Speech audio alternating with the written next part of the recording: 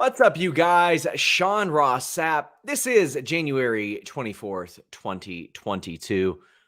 This is your Fightful post-Raw review brought to you by nordvpn.com/Fightful and our friends at WrestleRumble.com. I personally play Wrestle Rumble for every WWE pay-per-view, and look at this awesome contest they got. The Royal Rumble Pick'em. First place gets $1,000. Second place gets $100. Third place gets $100.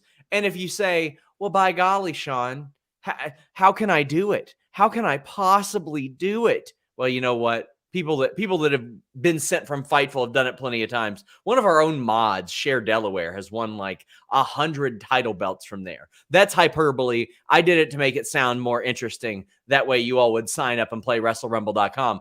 But you make your predictions on a variety of different things, and then you basically watch the show, enjoy it even more than usual, and you can win title belts. You can win money. Right now, they've got an awesome custom championship belt contest as well. First place wins this wonderful rated R custom championship. Second and third place are in the runnings for these Royal Rumble Moments belts. That's WrestleRumble.com. You can enter the Pick'em or the custom championship belt contest. One entry, $10, three entries, $20, and five entries are $30. The custom championship belt contest, only $1. Just $1. Man, that just buy like 100 of them. I'm sure it'll pay off. I'm sure it'll work for you. WrestleRumble.com. We got Denise Salcedo here. Denise? Yeah, I practically extended my entire neck doing that. I was like, okay, I'm going all the way over here now. That was the furthest I could go. So you're going to have to pay for my neck issues when they start to arise. It is Rumble week. I know you're doing a prediction show with a lot of people I like. You got Kate, you got Stephanie Chase, you got Izzy, you got Queen of the Ring. You got a busy week ahead of you with Mission Pro too. It's going to be an insane weekend, which I was just telling you off the air. I'm literally going to be at Mission Pro in Texas the day of the Rumble. So I'm going to have major FOMO. I'll be watching the Rumble afterwards. So it's going to be kind of cool, though, because I'm going to avoid spoilers. I'm going to try to avoid spoilers and then, go into it watching when everybody would have already seen what's going on. The following day, I'll be doing a post show. So this week is kind of crazy, a different show every day. Man, there's so much to talk about. I dropped my Inside the Royal Rumble 2 feature today. Guys, please check that out. It would mean an awful lot to me if you did. It's in video form, audio form, and a 9,500-word feature. I mean, I have quotes from Adam Cole, Johnny Gargano, Kurt Angle, Drew McIntyre, Scotty 2 Hotty, Chelsea Green, Dakota Kai, Shotzi, the Bushwhackers, Brian Myers, Sin Cara, Mojo Rawley, Mike Bennett, Maria, Mandy Rose, Chuck Palumbo, even more. We got so many people talking about their Royal Rumble experiences. You can check that out here on youtube.com/Fightful. But if you're here, leave a thumbs up. And I've got the chat in subscriber only mode, so I'm going to fix that right now, guys. That much. Yeah. You fucked up. No, it's supposed to be in subscribers only mode. Luis, what are you talking about? It's always on subscribers only mode. If it's on members only mode, that's the problem. So we keep this on subscribers only mode. That way our wonderful subscribers can chat with us. Subscribe, and it encourages them to. But leave us a thumbs up, donate a super chat or a humper chat to get your questions or statements read on the air over at humperchats.com. Denise, ahead of WWE Raw today, I posted some news on Fightful Select. WWE is pushing for a Ronda Rousey return. What did you think?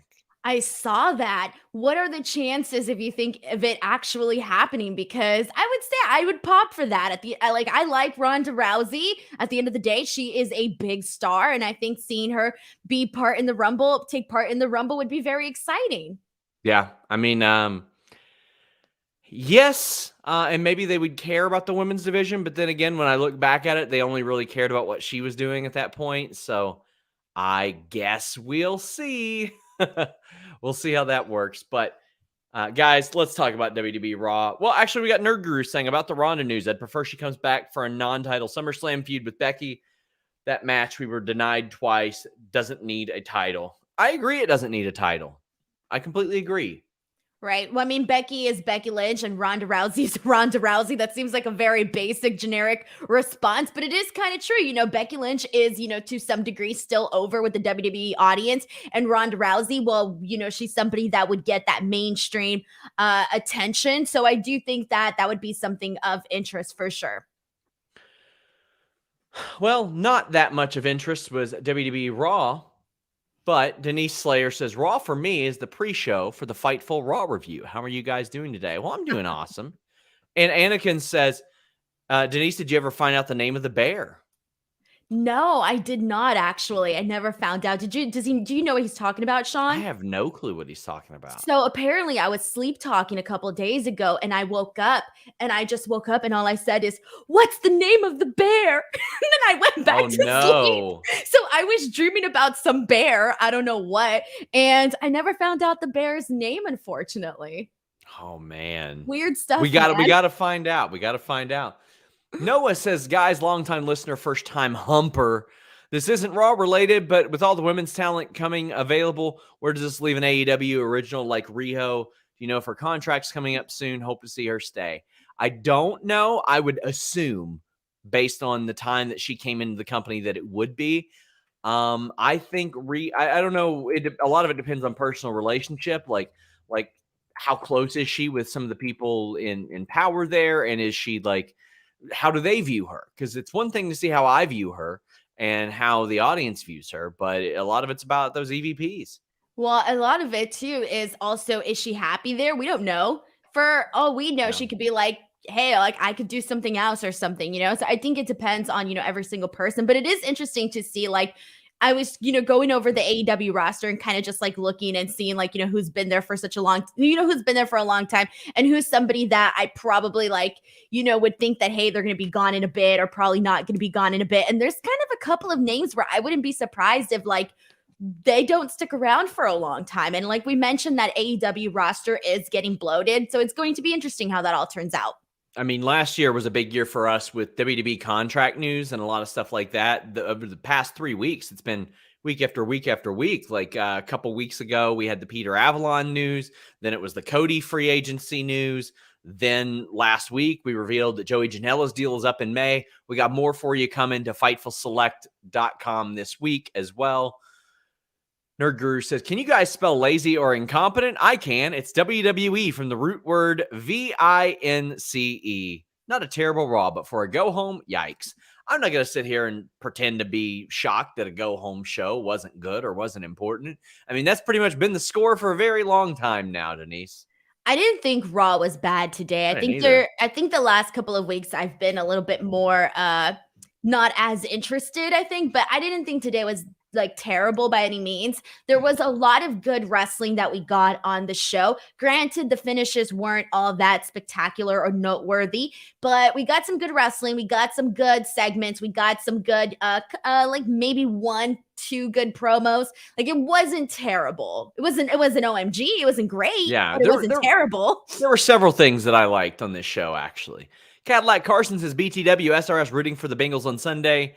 Don't need the Chiefs in another Super Bowl. What an amazing weekend of football. I looked at possibly getting a rental car and driving across the state to the Chiefs game, and I had somebody actually offer to drive me from St. Louis there. How do you always get rides everywhere, Sean? Everywhere you go, you get a ride. What are you talking about? I drove every content creator that ever existed in wrestling across the suburbs of Chicago. Excuse me, every single one that deserved it. Muted. JW Pringle said maybe it was a Bearcat named Keith Lee. Hey, Sean, if the Bengals make it to the Super Bowl, are you going to come to Los Angeles? I would love to if tickets weren't $8,000 a piece. What if I told you that I had a ticket? You would be lying. I'm not lying. You're completely lying. I'm lying. I know you're lying. Well, even if I had a ticket, what would I do? Let me see. Let me think. Sell it? Get some money off of it, or give it to Sean Ross Sapp? You give it to me. Oh, hell no. No, because you did not give me a ride in Chicago and left me stranded. I'm still mad about that, Sean. Got bad news about your wedding weekend, by the way. Are you not going? Are you ditching me? No, I'll tell you off the air.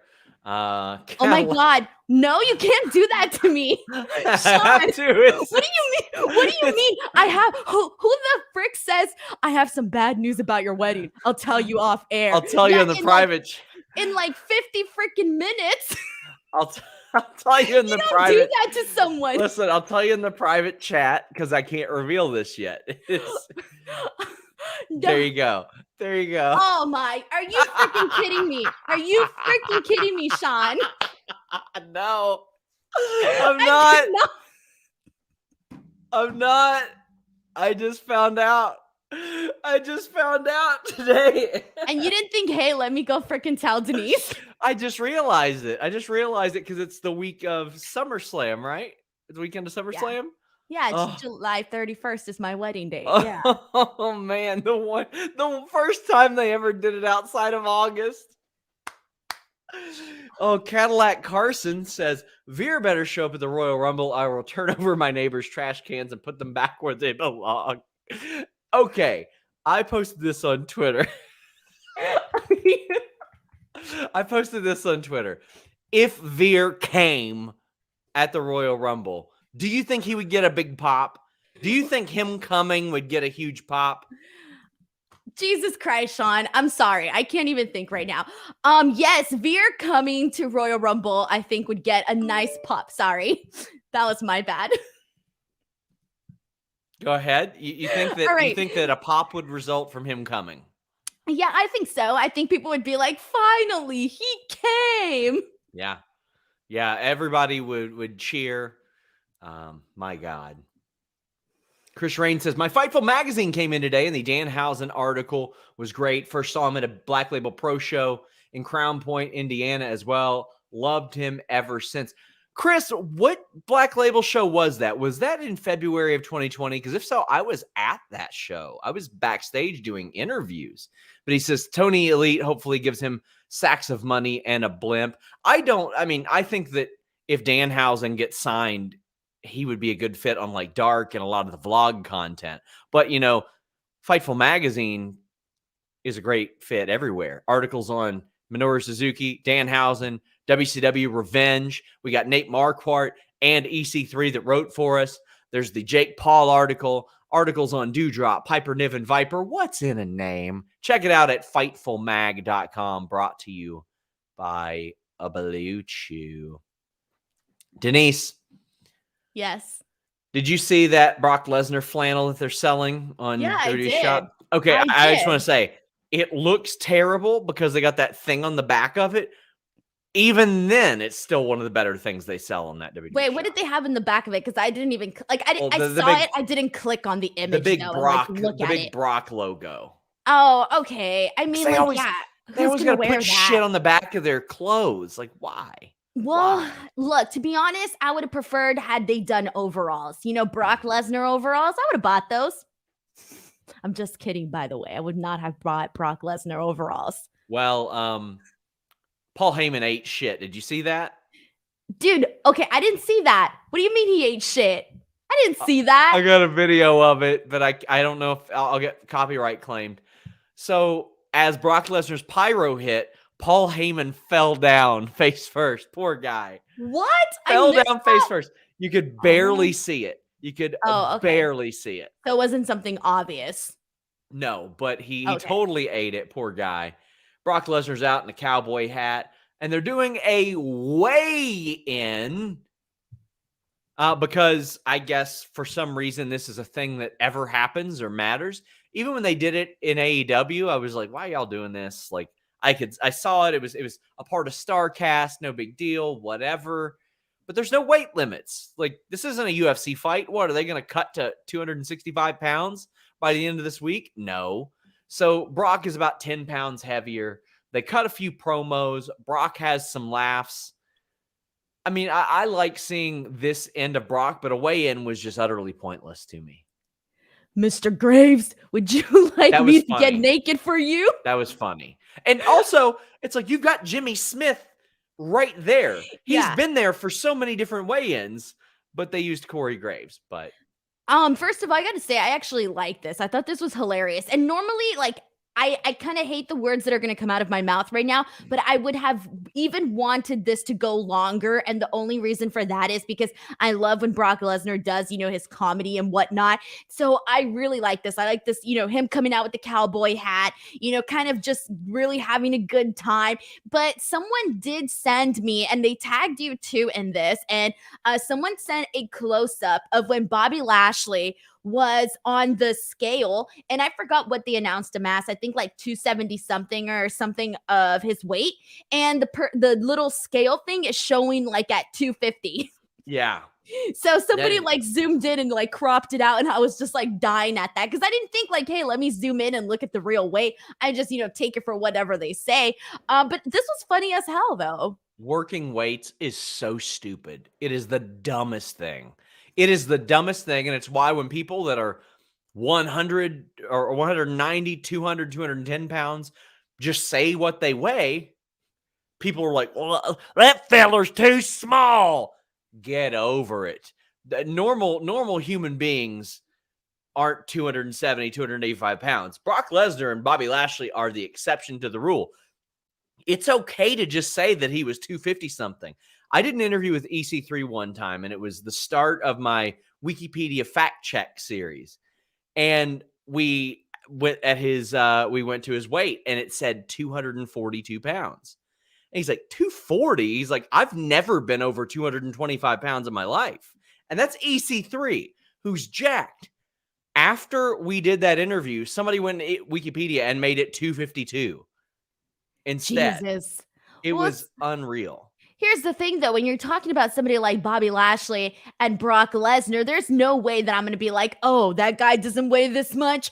Oh, screw that. I'm not going to buy into this anymore. Like, bro, look at both of these guys. They're both beasts. If you're going to work the weight, like at least fix the scale. That way I would do it. Okay, if you're going to do it for like, I don't know, a scrawny guy, okay, like a little guy, and you're going to exaggerate his weight. All right, I might buy that a little bit more, but you don't have to exaggerate it for Bobby Lashley and Brock Lesnar. Well, that was always the joke whenever like we would work indie shows and stuff like that. Somebody would say, "Oh, how tall are you?" And if I say 6 feet tall or 6'1", they go, "That's a TV 6'3". Like that's the joke, because they'll add a couple inches, they add pounds, they do all that goofy stuff. So you're telling me on television I would be 5'3"?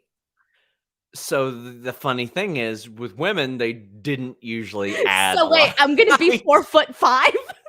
But then, are they gonna shrink me or add to me? Then you see Rhea Ripley, and like she's the world's tallest 5'7" person. Oh, ever. She's super tall. I know, and she's listed as 5'7". Okay, so when I interviewed her, my aunt was there, and she took a picture from like the back of me interviewing Rhea Ripley, and never in my entire life have I felt like a child more so than standing next to Rhea Ripley. I looked at that picture and I thought, oh my God, I look like her toddler. I swear that they just stopped measuring her when she was 17 or something. And they're like, you're 5'7" for the rest of your life. Yeah. Like, and she had heels too, I may add. Like she also had the heels and everything. She looked great, but I looked like her child. Aaron World Order said, "Sent you both a fan view of Heyman slipping." I've seen the video. I just can't run it on the show because we'll get copyright claimed. But Michael I'm Keith, watching it right now. Oh, it's sad, but it's funny. Michael Keith says, "This isn't new Brock. It's old 2003 Brock, but better." I liked the 2003 Brock, but this one is definitely more seasoned in entertainment. Did you just see it, Denise? That's fucked up. I know, right? JW Pringle says, "Just an observation. Did they get that scale from the county fair?" Oh, boy. I think it's the one I've seen that they have like a Knott's Berry Farm where you go on and they're like, if you guess the weight, you win a prize. Those have worked. Bob Harris says, "Ordered all the Fightful mags in print if they ship." Bob, I had a feeling you would enjoy those magazines, especially the physical edition. So I'm super glad to hear from you. Glad to hear that you ordered them. The benefit of Fightful magazine is we make sure there's a lot of evergreen content in there. That way they don't necessarily get old on you if you want to go back and order issue 2, 3, 4. Michael Keys says, "Love you, Dong Lord. Like you, Denise." Why doesn't anyone like me, man? I'm I like like the you. most hate. No, you don't. I'm Yeah, the I do. most hated person on Fightful.com. Oh, no, you're not. Alex is, without a doubt. Alex Okay, is. fine. I'm second to Alex. That's not something to brag about. Continue on.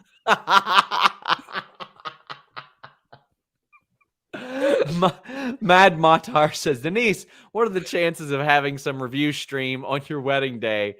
And I am a 12-month member. Happy anniversary, Fightful. Wait. Hey, thank you so much for the 12 months. But Denise, Like your what? wedding's Review soon. the wedding or what?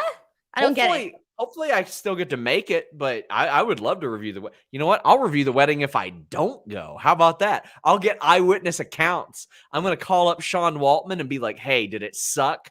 Who did the crowd pop for? Did anybody object? I'm going to make up dirt sheet rumors about your wedding.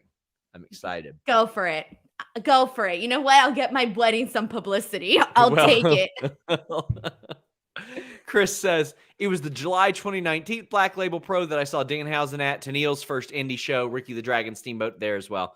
I was there in February ahead of AEW Revolution, but we had a Bianca Belair video package and then Bianca and Zelina. We have seen this match about a dozen times, and it showed because they had what I thought was really good chemistry. I just don't need to see her and Zelina wrestle anymore. Fortunately, it's been at least a few months, but over the course of the first year and a half of Bianca being on the main roster, it feels like they go to this match all the time.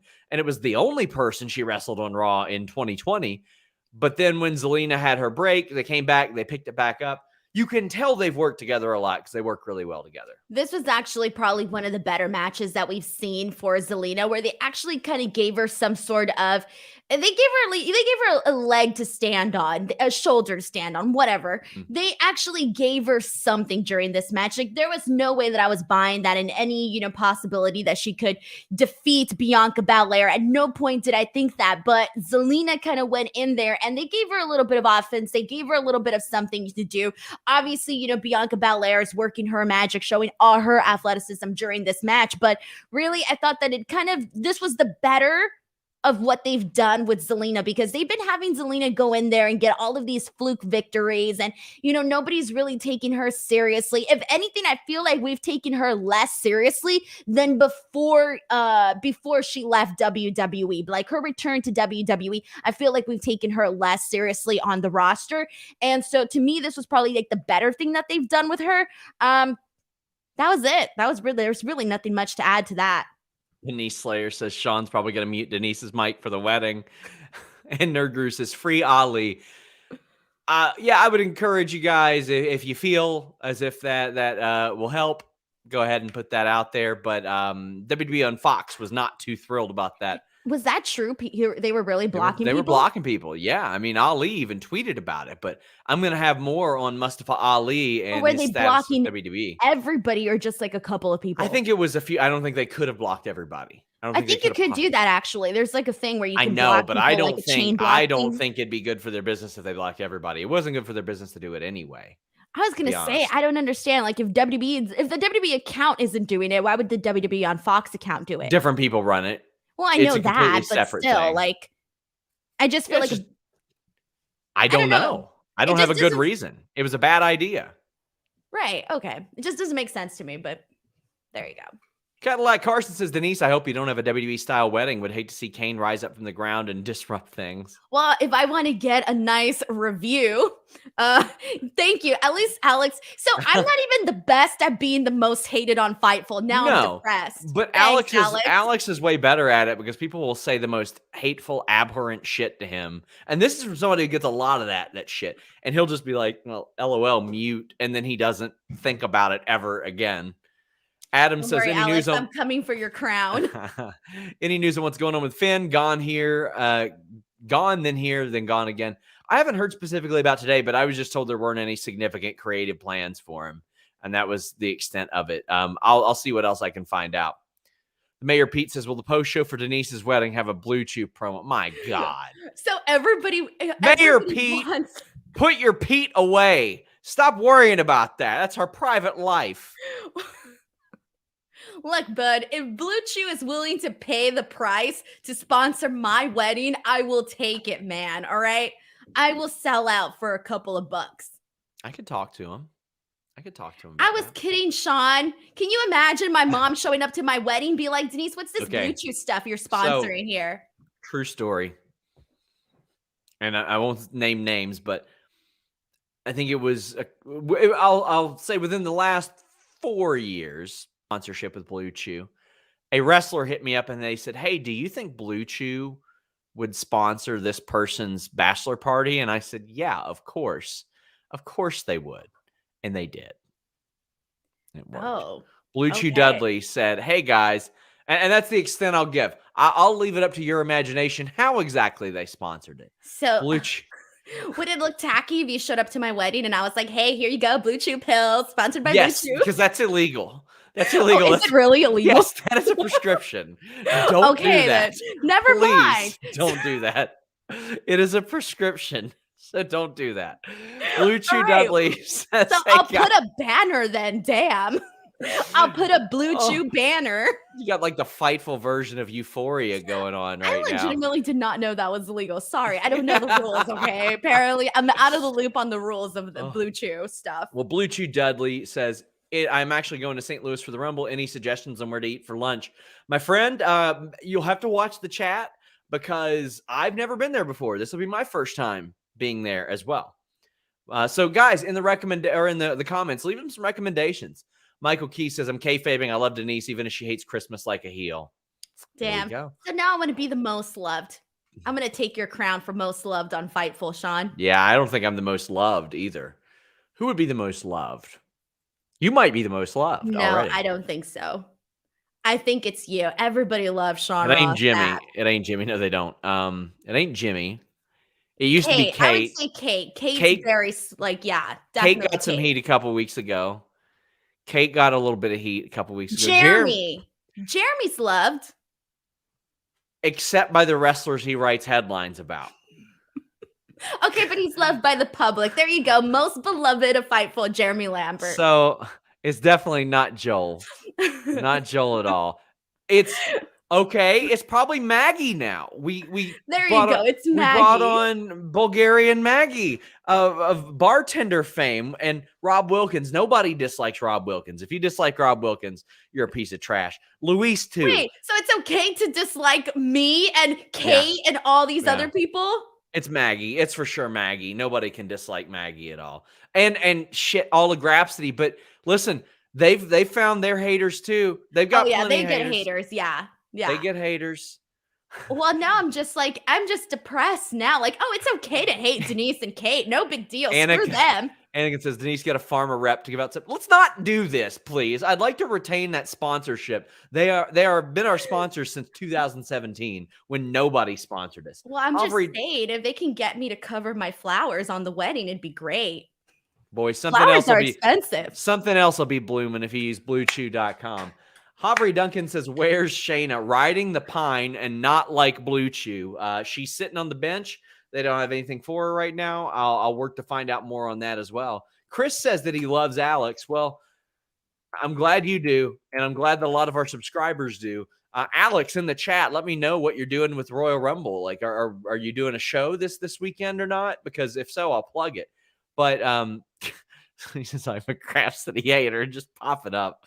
Sean. Step Bride, what are these pills you're handing us? Go ahead. I can only imagine my poor grandma what her reaction to all this would be. But see now, you should do a Fightful yearbook. I could. Yeah, you should be like, most likely to this, voted most likely for this, that. Did you ever get anything on your yearbook? Yeah. Did you ever? What were you? I was best writer and most dramatic. If you could believe such a thing. You were most dramatic? Yeah, of course. Listen, Denise, I've done some voiceover work in my day. I don't know if you know this. Hold on, I reacted too fast. I'm dizzy now. I've got dramatic range, Denise. What? Come on. Okay, were you dramatic in the sense that you were known as like the dramatic boy No, in no, I school, think or it, I like think it's dramatic in like drama, like I think it acting was wise? I think it was left open to interpretation, and I won across the board, Denise. I think that's what it was. I think that people I just mean, were said you always causing drama in school? Like, why would you be voted I most was dramatic? I was a little I mean, Problematic? yeah, you could say that. You could say problematic. You could say problematic. Were you on your school's journalism team? Yeah, I was. But here's a funny story. I got kicked off my journalism team the year before my senior year because I looked at our yearbook lady and I said, "We can't afford this. What are you doing?" And she was like, "Quit writing. This isn't going to work out for you." And now that bitch is not teaching anymore. And I'm writing every day of my life. And I Just bet you saying. were very dramatic about that. No, it wasn't I actually. I just was can't like, imagine it. Like I'm trying to I wish I had Denise, like your school didn't have lockers. I can't imagine yeah, what I you can't know. imagine. Oh, I can tell you what I got most voted for in 8th grade. What did you get voted for? Can you guess? Um, Most likely to take big fat shits. No, I won actually. One. Most talkative. Shocker. Yeah. Shocker. Even your high school couldn't mute you. But I'm living out their but I dream. wasn't dramatic about it. So? Just saying. Oh, anyways, continue Did you on. go to school with anybody famous? Yeah, me. I was about to say the same thing. Good job. You did good there. Thank you. Marco said, "Did the yearbook lady later say you were hard to work with?" So, You're dramatic. here's the story behind that. The lady that ran our journalism department had a daughter that did like pageants and stuff, like pageant bullshit out here. And she was very clearly embezzling money. Very clearly. Yearbook lady? Yes, very clearly. Who was our journalism teacher? Very clearly spending resources on like photo shoots and dresses and stuff. And I was like, what the fuck's up with this? And by the way, we can't afford full color yearbooks then because they were all black and white because we're a little backwoods school. And she's like, you don't need to be here then. You don't need to be here then. Well, she bankrupted the journalism department, got fired, hit the bricks.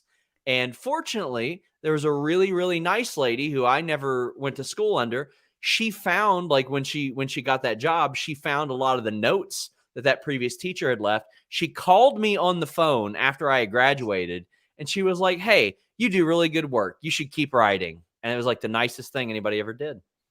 I was gonna say, was this the first story that were you the one to break the story of the embezzlement yearbook No, teacher? I should have, but I was probably too scared. Ken Shearer says, "Sean, it sounds like you're in a teen movie." Yeah. I mean, then I guess it kind of, I mean, she went on to teach at the place where my wife went to school at. So my wife was familiar with her and she's like, that bitch? Really? So Can she tell her about how dramatic you were? that teacher would have definitely agreed that I was dramatic. Yes.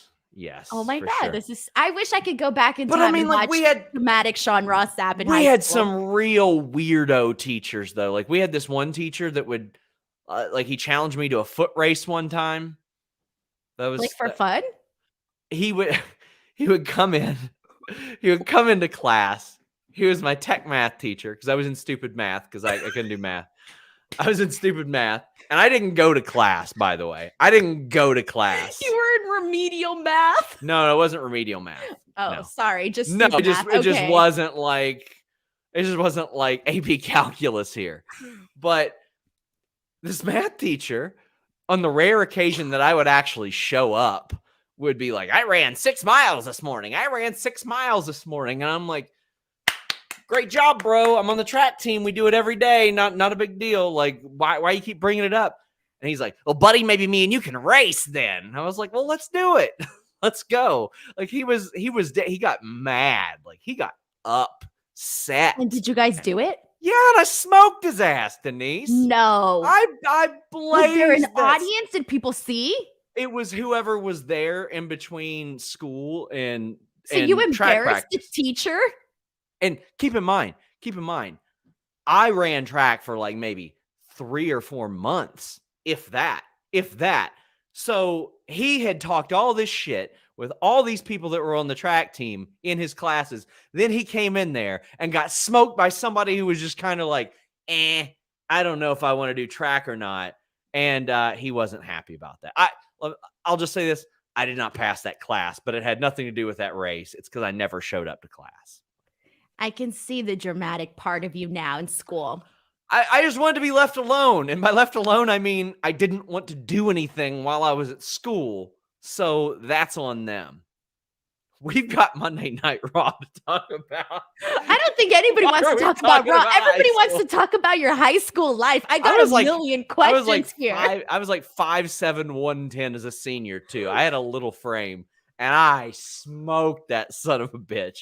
I blazed past him. Steve Cyrus was his name. Where you at, Steve Cyrus? Let's meet on the streets in Kentucky again, and I will outrun you. I will still outrun you. Hashtag find Steve Cyrus, please. Find oh him. My God. Please don't dox him. I was going to say, is there an easy way to find Steve Cyrus? I don't know. He probably met some nice lady, took her last name. Thick Astley says, didn't know SRS did voiceover work. Good to know. Michael Key says, Denise most likely to hate Christmas and make kids cry. Bah. People don't want to talk about Raw. See, I told you, everybody wants to talk about high school. So, Sean, who was your prom date? Give us the deets.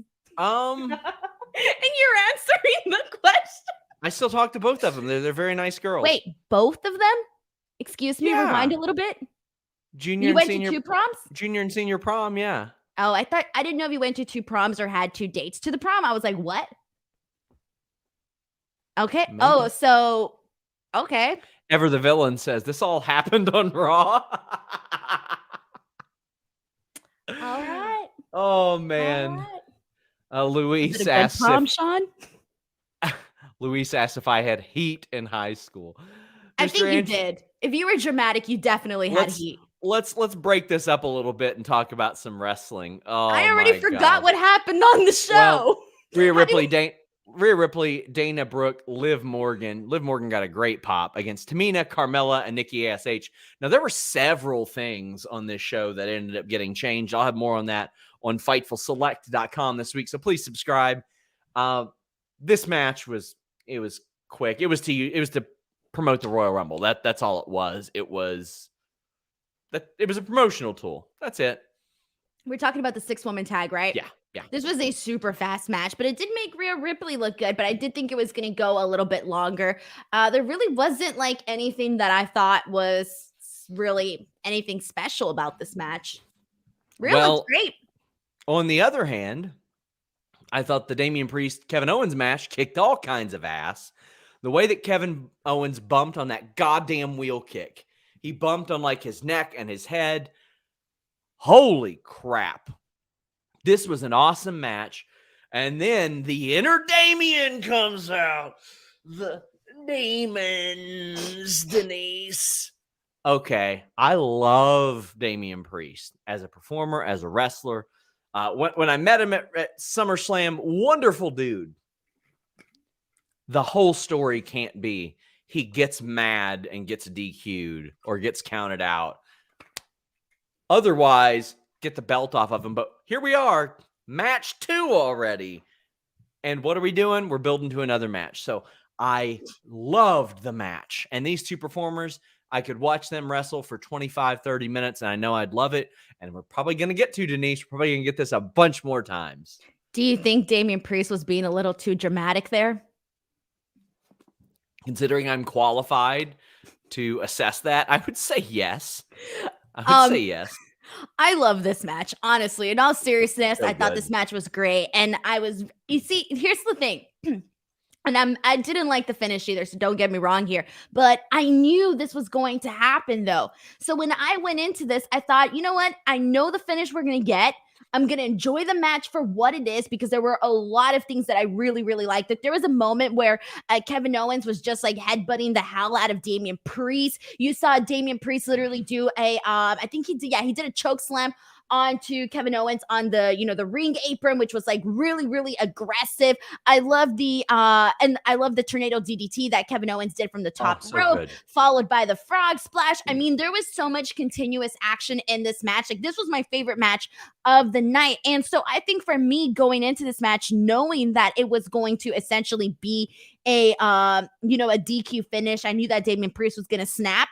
I think that it kind of softened the blow a little bit for me when the finish did come. So that's how I felt about it. But it was a really good match. And this is going to continue.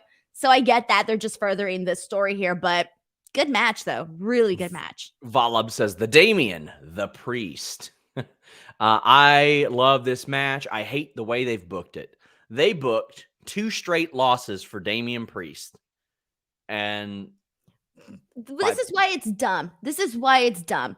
Because it's like you're making it seem like Damian Priest doesn't realize that this is going to happen to him when he acts this way. And so he actively says it. He says it in every goddamn interview. So how could he not know by now? That's what I'm saying. So it makes it really dumb. And it's been dumb for the longest time now, but I'm just like, all right, whatever. I'm just going with the ride now. I've always used the term effortlessly cool with him. Like, he is the coolest freaking dude. Let him be the coolest dude. You don't have to make him be like a dork who doesn't know what happens when you get DQ'd or how you get DQ'd. Go. It's just, and that's the thing. Like, all you got to do is let him be him, and everybody's going to like him because anybody that knows him likes him. You ever hear anybody go, fuck Damian Priest? No, he's a fun dude. Mysterios versus the Street Profits. Everybody gets tossed over the top rope. Ray and Dom are backstage like, hey, buddy, you actually going to eliminate me? Oh, I don't know, Pops. Oh, I see what you're doing there, buddy. This was cringe. So corny. That was cringe. Yeah. Sean, do you not remember last week when Rey Mysterio threw Dominic out to teach him a lesson? And now he's acting all surprised like Dominic can throw him out? Hey, yo, Pops, shut the fuck up. What'd you do to me last week? You little bitch. That's what he should have said. Should have pushed on his forehead like that. You little piece of shit. Too dramatic, Sean. I mean, come on. Wouldn't that have been better than what they did? Yeah, I know it would have been better. I know that. It made Rey Mysterio look dumb. It made Dominic look dumb. And it didn't make sense with the story that they were telling last week, because from the looks of it, Rey Mysterio was teaching him a lesson. And all of a sudden, it's like he doesn't want him to learn a lesson of, hey, don't trust your old man.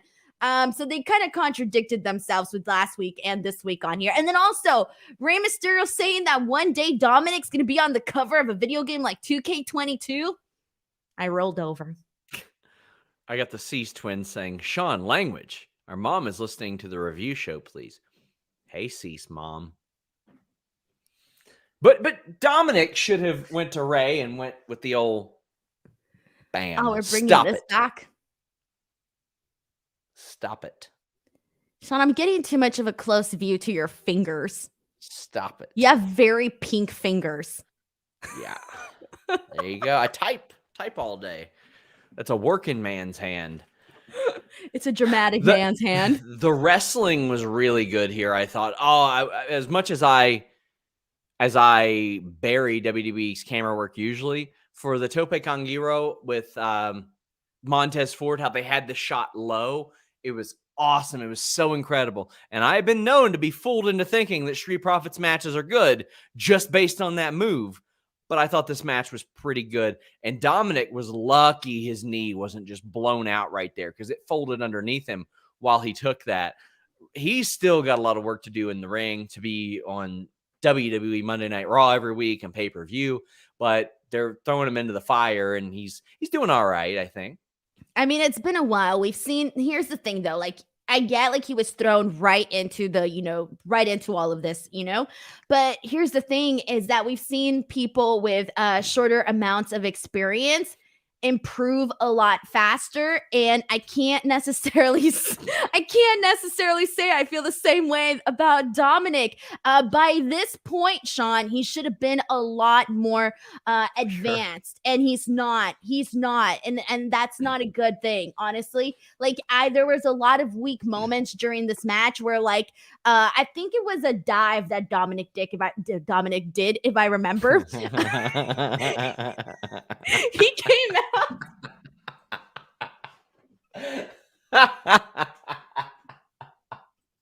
I'm done. I'm done. Oh, God. Cyclops says, what are your thoughts on Ozark season 4 so far? I watched the half season. That show sucks ass. Sorry. It's a terrible show. We had this argument. We're going to mute Denise right now. Through the half season, it is incredible. Denise is a fucking dope. Therapy with Alexa Bliss, because this has got to continue. Alexa delivers her stuff so well. It's just, we're in week 3 of this, Denise. How long do you think it'll go? Well, until the Royal Rumble. She's got to be in the Rumble. Come on, we need women. She's going to be in the Rumble. This is her journey. I think it continues until WrestleMania. No, you know something, don't you? What do you know? There's no way they don't bring her into the Rumble, Sean. I'm just saying. Maybe. I'm just saying people should subscribe to FightfulSelect.com because I'm breaking all kinds of news there all the time. And maybe this week I'll have some Alexa Bliss news on FightfulSelect.com. Maybe. There's no way that they don't include her into the Royal Rumble. Like, that's just nuts to me, considering that we're already seeing her go to therapy. She's not doing magic anymore. Now she's just trying to let go of her dear friend Lily. That is all she's doing now. Don't know. This is all right. They've trademarked the Goddess, which is good.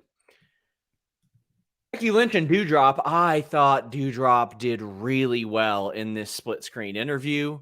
But the funny thing is they're split screen, but they're so close that Dewdrop can just get up and run into Becky Lynch. There were some lines I think could be better. Like, she buried herself, Sean. Do tell. In the beginning of this promo, and I get it, they tried to save it, but she said something along the lines of, Becky only chose me because she was desperate. And then she says Becky was scrambling and, basically trying to hold on to title, and she thought this, and that. I kind of thought, I'm like, Dewdrop, don't bury yourself. Well, I mean, they got it back afterwards, though. But the beginning, she kind of did bury herself a little bit. That's when, we all kind of knew that, though, because she didn't want to face Liv. She didn't want to face Bianca. So I kind of like that Dewdrop knows that she's being disrespected in that sense, that, like, Becky thought she was the easy way out until she started to beat Becky's ass. But Nerdguru says, I think Becky and Piper killed that segment they had. Once Becky retained, she needs to have Piper be her heavy and keep ducking Bianca. I kind of like that idea. I kind of like the idea of Piper Niven being Becky's muscle. I wouldn't hate that. And the reason I wouldn't hate that is because what else are they going to do with Dewdrop? And I mean, and if they do have her as Becky's muscle, I do think that they should remove the name Dewdrop and give her something else. But I could see that it would give something for Dewdrop to do on the roster, especially because I don't expect her to be winning the title. So yeah, I wouldn't hate that. Yeah, I thought they did really, really well here with delivery as far as all that goes. Becky Lynch has settled into this heel role so well. And Dewdrop was good at, like, not going full baby face, but being a little more sympathetic, because she has to be sympathetic somehow in comparison to Becky Lynch. And I think putting her on the microphone against Becky Lynch is going to make almost anybody sympathetic, because Becky is going to go for them. She's going to go right at them. Did you think she was better than Liv Morgan on the mic? Or are they on par? Yeah, but they were so different because they had Liv going for that uber baby face type of stuff. If Liv was given this type of material, I think it would have been a lot better. Right. Okay. I think. Guys, get in your super chats or your humper chats. I see all of them that aren't all Raw related, and we will get to them. Humper chats. Questions? Yes, they are. Humperchats.com, and get your super chats in as well. Reminder, I have a prediction show tomorrow. We got a bunch of stuff tomorrow. From the NXT review with Alex and Kate to the Wrestling Roundtable with Shaq. Simon Miller, Alex Queen of the Ring, and Emilio Sparks. Make sure you check that out. And I believe at 2 p.m. Eastern, I'll be joined by Spencer Love to make WWE Royal Rumble predictions. So check that out as well. The spelling bee. God damn it, I loved this. I did too, actually. I didn't hate this. This was much. This was goofy, but I think that Chad Gable and Otis and Randy and Matt, they're all doing their part to really make this hilarious. And there were some things where I was like, this is so stupid, but it worked though. It really did work. I thought that there was a moment. Let me go through it go first. for it. Yeah, go for it. Sorry. We had the academic decathlon, so to speak, and it was a spelling bee. Chad Gable got some incredible heat from the audience. And he was the only one among those four that couldn't spell his word. Or so it seemed. Otis actually misspelled his word, even though he was supposed to spell it right. Denise, did you notice this when it first happened? No, I was just watching, but I wasn't listening to the letters.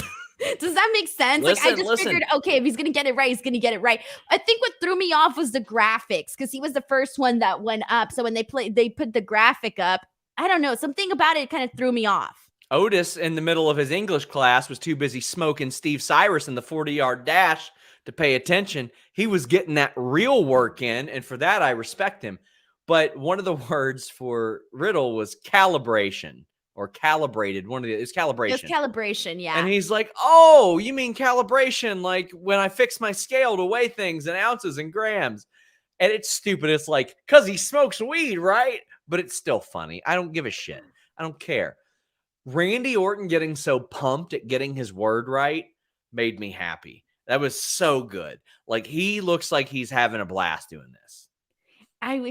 When they said the dumbbell, I was wondering what word they were going to give him. And then when they gave him dumbbell, I thought it was pretty hilarious because I think a lot of people spell it with just the one B, right? Yes, of course. Yeah, just the one B. It's a very commonly misspelled word. Right. But this led to Chad Gable misspelling his word. He didn't misspell it. He misheard it. He misheard it. He went to ask the moderator for the definition.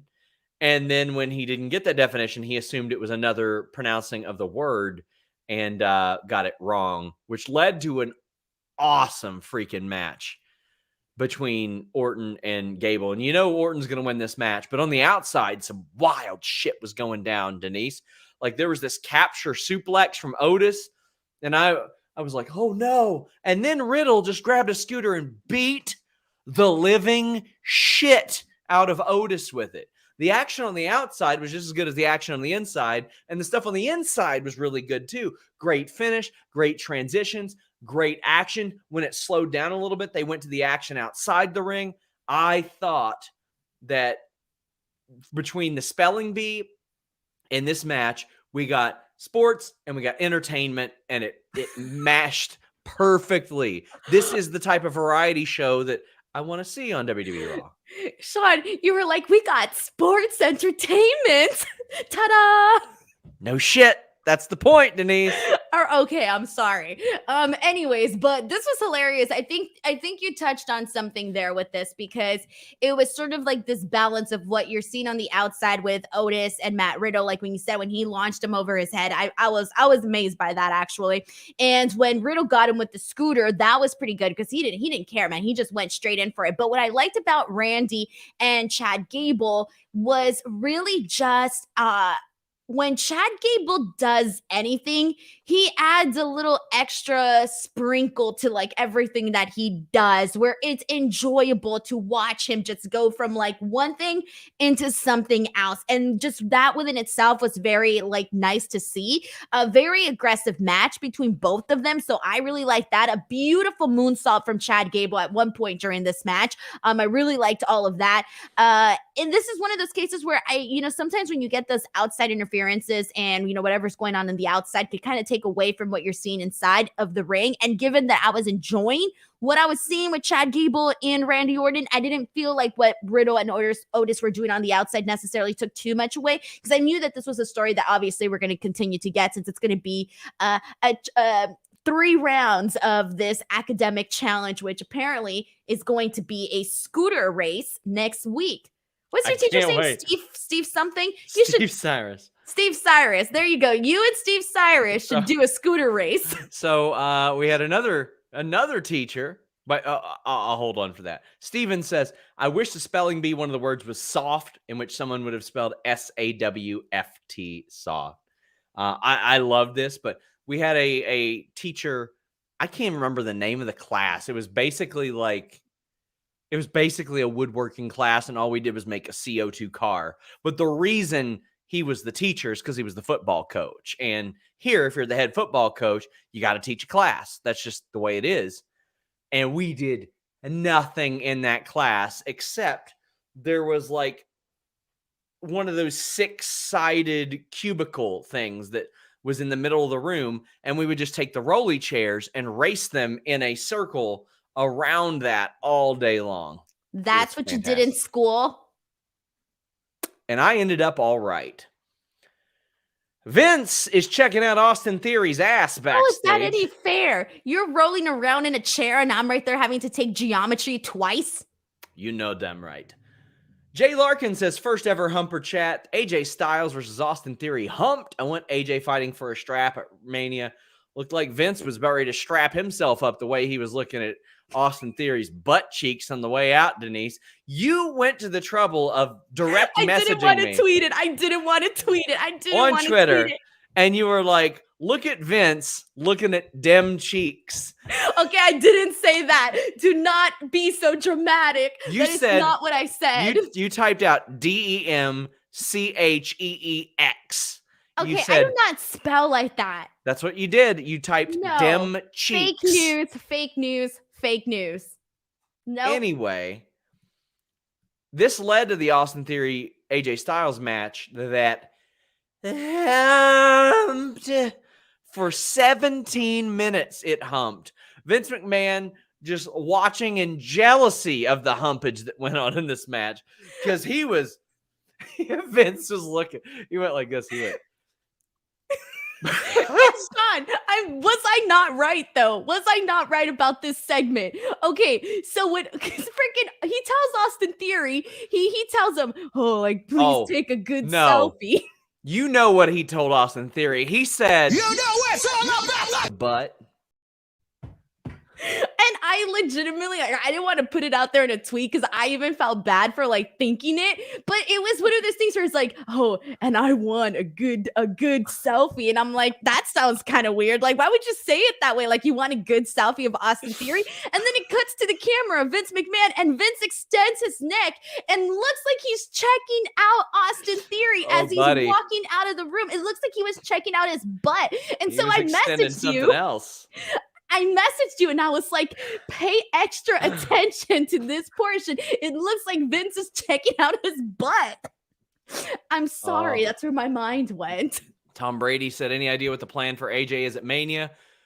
Is Seth going to be a face moving forward? Because the crowd is definitely behind him. I hope Seth is a face, but doesn't change what he does. He can't change what he does. For AJ, if I were WWE, I'd do AJ and Edge. It's a match that hasn't happened. It is a major match. It's one that Edge can win too, and nobody will be hurt. But this match in particular kicked ass. This was so good. Austin Theory and AJ Styles killed it for 17 minutes, Denise. A lot of great transitions in and out of Austin Theory's finish.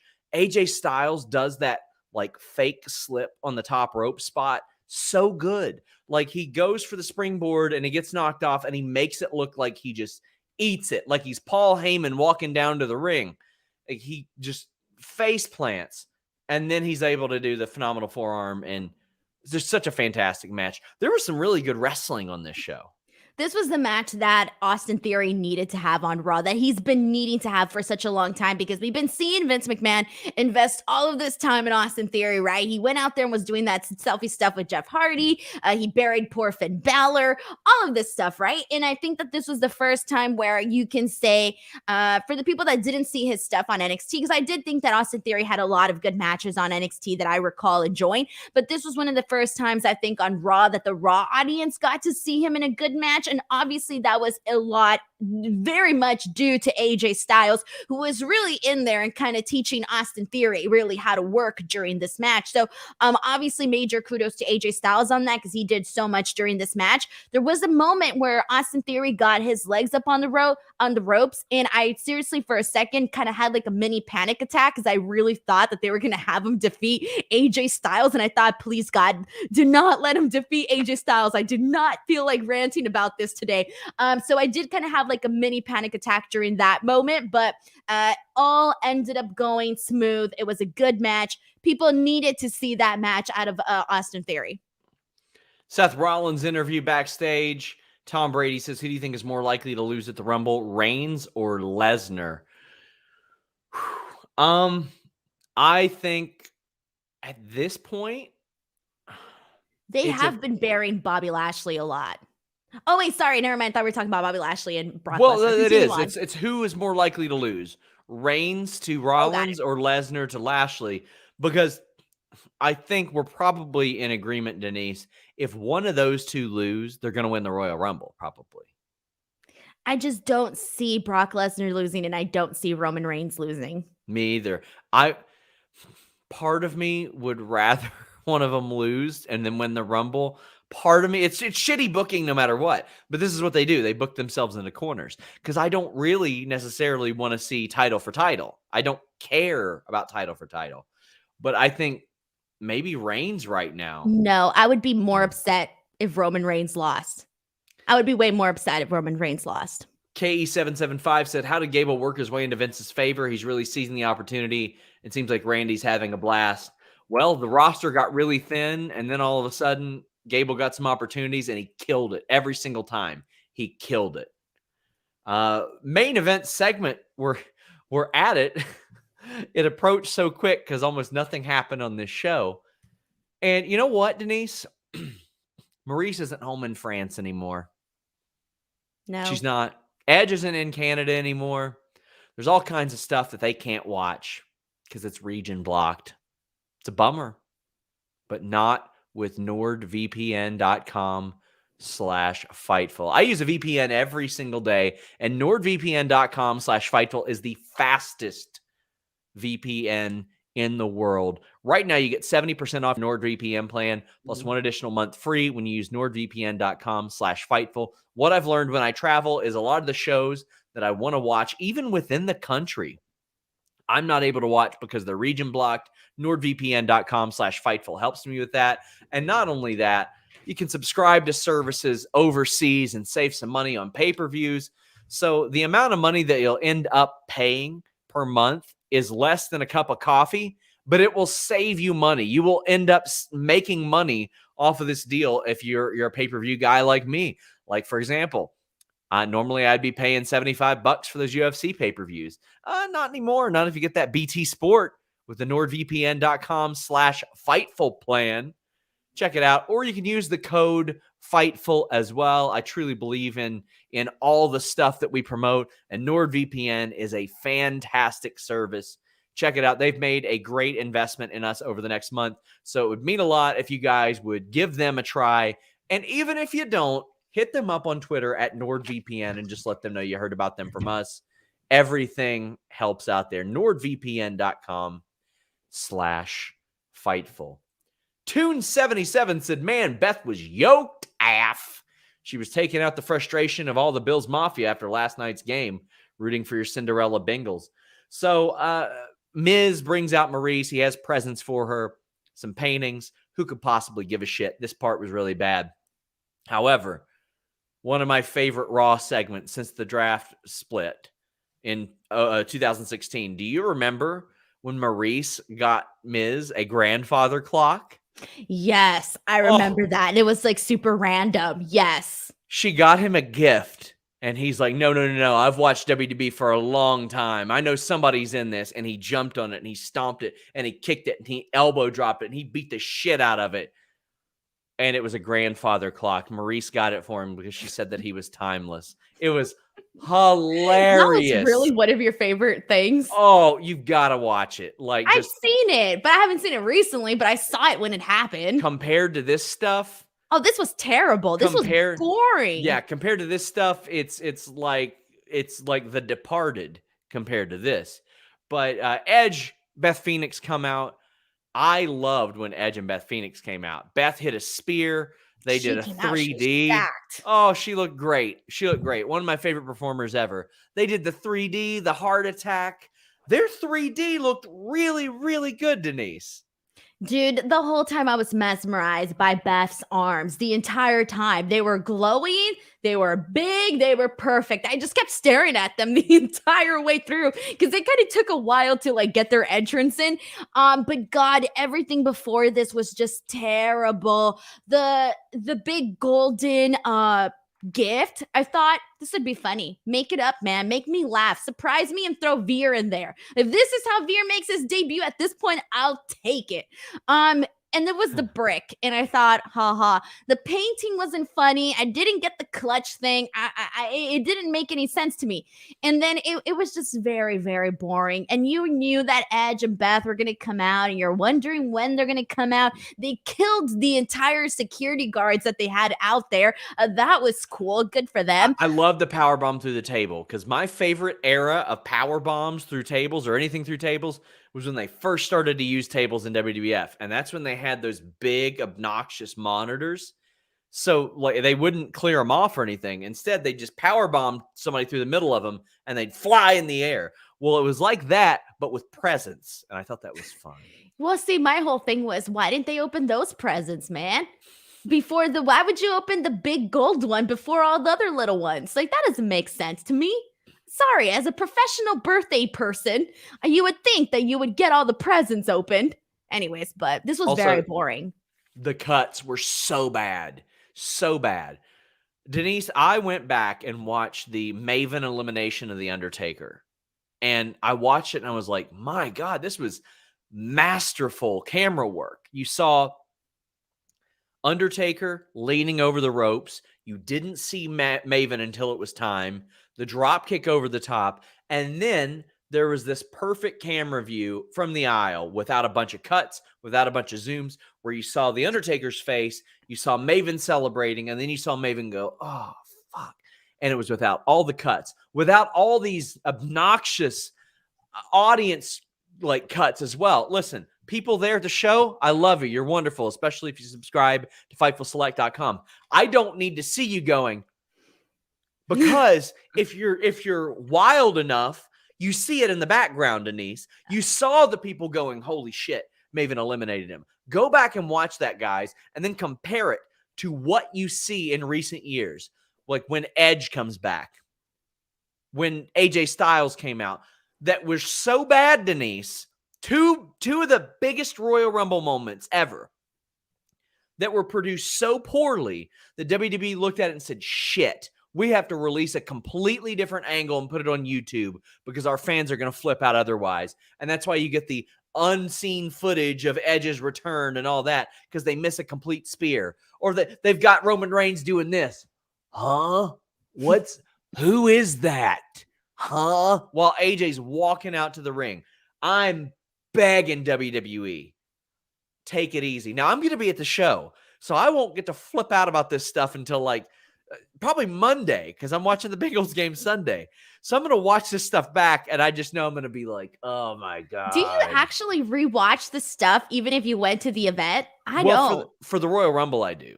Because there's so much of that, like, that you can miss, and there's so many things to keep your eye on. I've never been to a Royal Rumble, so I wouldn't know. But like usually every show that I watch live, I don't rewatch it on TV. Not usually. I mean, SummerSlam was great because we were in a press box and we could hear commentary too. So I mean, we didn't miss anything. We were up with Jesus Christ. We were in the Goodyear blimp floating around up there. I remember like somebody being like, you AEW shill, and I was like, I am eating WWE catering right now. What are you talking about?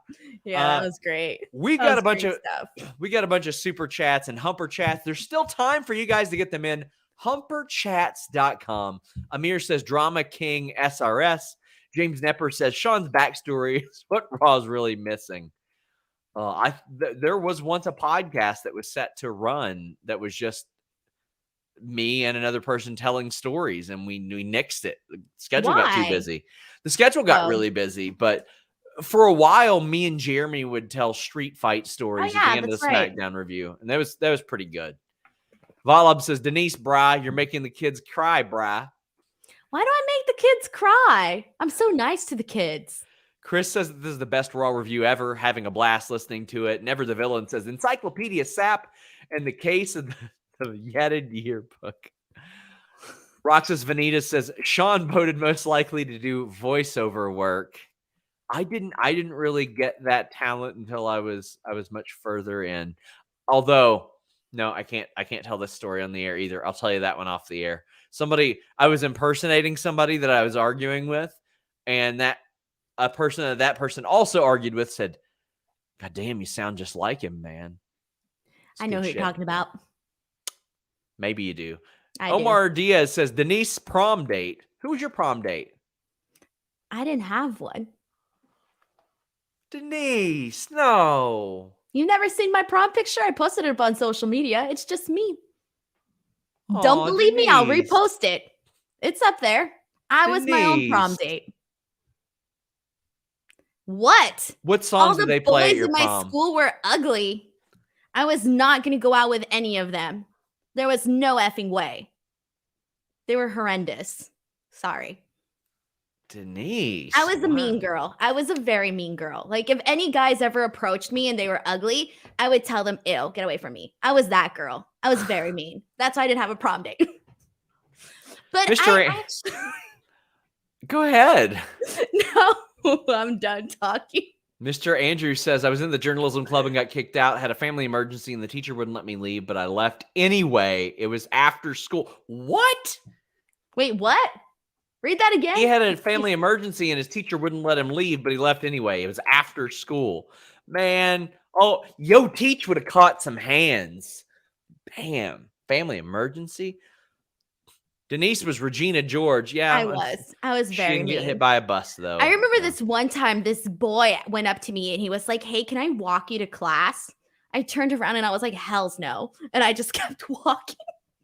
I was so mean. But to be fair, all the guys I liked in school were very mean to me. So it just went in a full circle, man. Everyone was mean to everybody. It was messed up. That's why I hated middle school and high school and all of that.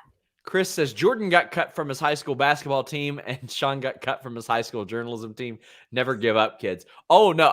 The way that it happened was after all that shit junior year, I came and sat down first day of my journalism class senior year, and she goes, oh no, you're switching classes. I said, shit, all right, okay. I can't even remember what class I took. I think I took radio and TV instead. Nice. I took journalism for one day and I didn't go back. And the reason for that is the class was at 6 a.m. It was before school instead of after school, and I couldn't wake up for the class. So I decided not to go. So, I mean, and I won best writer, but technically I got second place. But the person who won the person who won it dropped out of school. So he couldn't be best writer. He just dropped out of school. So you were runner up and you were bragging about being best writer when you were runner up? I mean, he don't have the trophy. I got the trophy. I got the medal. I walked away with the gold. It doesn't matter. You don't get to just, hey, best writer of the school when you quit. I would not brag about that, Sean. He quit the school. Yeah, but Denise. That's like if he was there, you wouldn't have been voted best writer. Also, let me say, the dude opened up a bomb-ass pizza place a few years later out here. It was real good. It was real good. He did not write much after that, but he made some badass pizza. Which is crazy. R.I.P. Monster Pizza. Damn, I miss that place. Roxas Vanita says, heel Denise bearing the boys of her high school. And Anakin says, Sean didn't corrupt Denise. He just made her drop her facade. It's true. You've always been shitty. I wasn't shitty. It's just that, like, no, it was shitty of, like, the ugly boys to come and like me when they made me feel terrible. I was like, no, ew. Anakin says, Sean, as a kid, did you put on your pajamas backward, put ice in your toilet, and try to luck into a snow day? My dad told my son, and he did it tonight. Bro, what the what? Huh? I'm confused. I don't know what's happening on this podcast. Janice says, was he the best writer with a broken freaking neck? I did break my neck years later, but it was after high school. Anakin says, I once got told by an old crush I had to ask my current crush to prom right before I was going to ask her. Think my old crush went with me out of pity. Damn, bro. What is this? We could like write the whole next season of Degrassi from this podcast. I have like a million stories. A million. JoJo says Sean's the GOAT. Denise, I was on my period in high school. My teacher wouldn't let me go to the bathroom, so I just left. Some teachers rude. Oh, boy. So, JoJo, along with that. Okay. So, my freshman year, I was in agriculture. That's your period? No, I was in buddy, this ain't that far off. Oh, I listen to this. Wait, I had baby teeth until I was a teenager. I had one baby tooth until I was a teenager. I didn't get my wisdom tooth, like my last wisdom tooth in until like 9 years ago. I'm serious. Okay. Shit's wild. But listen, nothing to do with this. I was going to say, what does that have to do with your That's just me bragging about my late teeth development. But anyway. That's not something to brag about. Yeah, Who wants to have baby teeth in high school? I didn't know. I couldn't feel it. It was so tiny. But anyway. That's terrible. Anyway, shut up. I was in agriculture class my freshman year. I was in the Future Farmers of America, which they had renamed. It was no longer the Future Farmers of America. It was just the FFA because they wanted to be more inclusive. They didn't want to just be farmers, right? So we had a wonderful teacher there. She ruled, but we had a sub, and this sub was like weird, man. Like she wouldn't let anybody go anywhere. I was prescribed Ritalin then, and everybody knew if I didn't have my Ritalin, some shit was going to go down. I was going to be. You were dramatic. Wild. Of course, yeah, I was dramatic. Not like I had ADHD, a widely diagnosed disorder, Denise, that I battled for my entire life. You insensitive jerk. Well, we learned that about me. But this period was right after lunch, and we didn't always have enough time to get back to where the agriculture class was after lunch. We had to rush back, and we had block scheduling. So instead of like 50-minute, hour-long classes, these were 2 hours a day. These were 2-hour classes. So this guy had to piss really bad, and the sub would not let him leave. And he's like, listen, I gotta go. And she's like, no. And then we got a thing over the intercom that's like, hey, you're going to stay in your third block for fourth block as well. We'll make it up tomorrow. He immediately got up and started to piss in the trash can. No. Immediately. And what did the teacher do? She was flipping out, and he was just over there. And he in front of the whole class? Yes, but in the corner. He dragged it to the corner and made it face away, and he pissed in it. It was one of those big ones. And he didn't get in a bit of trouble because every student was like, he told her like a million times. Oh, that's man. sad. What was he gonna do? Piss his pants? That's so mean. Oh, that's yeah, savage. That was. Injection says, "Can we get a Degrassi review on instinct culture?" I've never seen Degrassi. Me either. Yeah, because you brought it up, Louise. I just know of it. Louise, there's so many dramatic shows, like so many, like the teenage. What is it? The Life of the American Teenager was the most dramatic show that I've ever seen. This is better than Euphoria. It's got about the same number of dicks as Euphoria had in it in the last episode. A lot of ugly dicks on Euphoria. A ton of dicks on there. I'm glad they don't do TV in 3D anymore. Ever the Villain says, this is why Step Host can't get over. We all felt bad for her for a few seconds. Then Beast Mode is on. I'm sorry, okay? Like, dang. Well, my mom, though, one time. Well, never mind. I won't tell this story. No, tell. I want to hear all the stories about I'll turn babyface, okay? this is messed up, all right? So there was this boy who liked me. I won't say his name because he's friends with me on Facebook. And he asked me to go to the 5th grade dance with him, but I didn't like him. I liked his best friend, Michael, but his best friend was dating my best friend. So I couldn't go out with him because, you know, he was with my best friend. So anyways, I told my mom, like, I don't want to go out with this kid. And I told her the kid and I told her why I didn't want to go out with him. And she guilted me into it, Sean. You know what she said to me? She said, Denise, What? how would you feel if a girl asked your uncle to a dance, and like, no, how would you feel if your uncle asked a girl to a dance and she said no to him? And I was like, well, I would feel really bad about that. And she was like, well, don't you think that this boy's family feels bad that you're going to say no to him? And I was like, yeah, I guess. She thought, Denise, you need to go to the dance with him. My mom made me go to the dance with this kid that I didn't even like, okay? It was very embarrassing. So I did something nice. And I'm still mad at my mom about that. For once. It was embarrassing. She made me go to the dance with him. 5th grade. Oh, It was man. evil.